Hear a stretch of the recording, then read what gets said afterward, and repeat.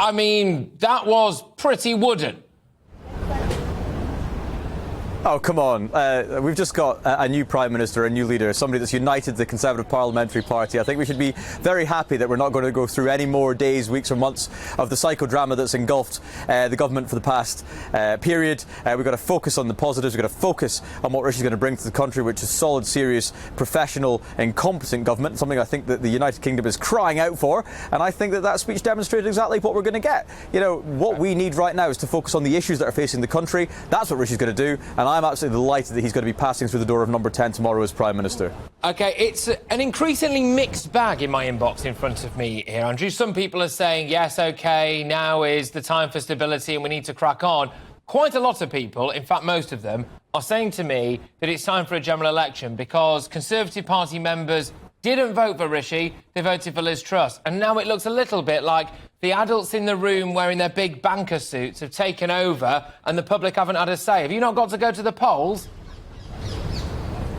Well, this is not a big banker suit, this is an M&S off-the-shelf suit, I'm afraid, and I think that the very worst thing that could happen to the country right now would be the 6 weeks of instability and uncertainty that would be caused by a snap general election. By law, any election has to take at least 6 weeks to run through. That means 6 weeks of no parliament sitting, 6 weeks of government not taking decisions that affect the British people. What we need right now is to focus on the issues that are really causing concern to the British people. That's the cost of living crisis, that's the energy price rises, that's the war in Ukraine, that's everything else that's on the agenda for us to be focusing on. That should be what the aim of the government is right now. And in a couple of years' time, or within a couple of years' time at some point, of course the British people will get a chance to cast their views and cast their votes and decide whether or not we've delivered for them. But we won an overwhelming majority in 2019. We're a parliamentary majority. The Conservative Party across the country won this majority. Yes, we've come through two different leaders and now on to our third, but they lead the same party with the same members of Parliament who won at the same election. So let's go and get on. Let's deliver that 2019 manifesto and let's focus on what the British people need us to be delivering on. OK, you're not the only person wearing an M&S suit, by the way. There you are. But Liam Halligan, our economics and business editor, raised a point that we're not hearing enough of in other media outlets at the moment, which is that at some point Rishi Sunak is going to have to face down the unions, and that's going to be uncomfortable. How's he going to do that? What do you want him to do? Because it's a choice. He faces them down and we face strikes, or he gives them a pay rise somewhere near in line with inflation.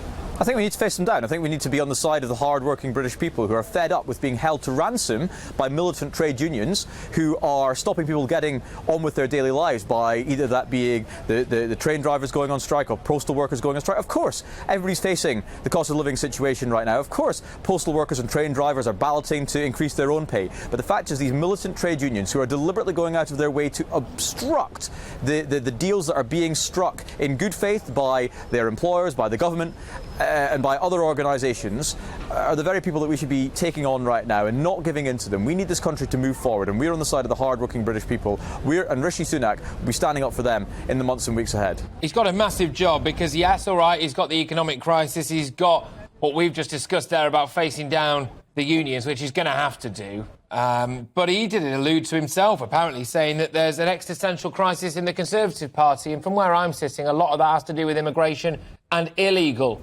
immigration. How on earth does Rishi Sunak get to grips with that? Because if he doesn't, frankly, a lot of people think the Tory party's gone.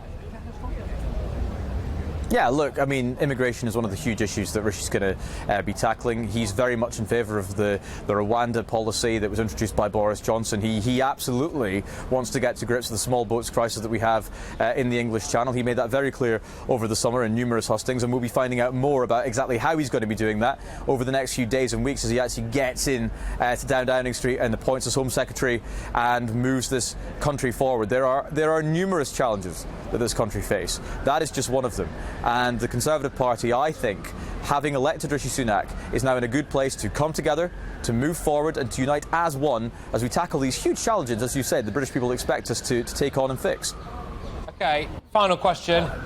What cabinet position do you want? Look, I'm just delighted for the Conservative Party, I'm delighted for the country that Rishi Sunak is now in 10 Downing Street and that we can get on with the serious business of dealing with the country's problems and moving us forward over the next few months. Yeah, but in an ideal world, you'd be happily serve in the cabinet, wouldn't you? Look, I am just happy that Rishi Sunak has won the election today.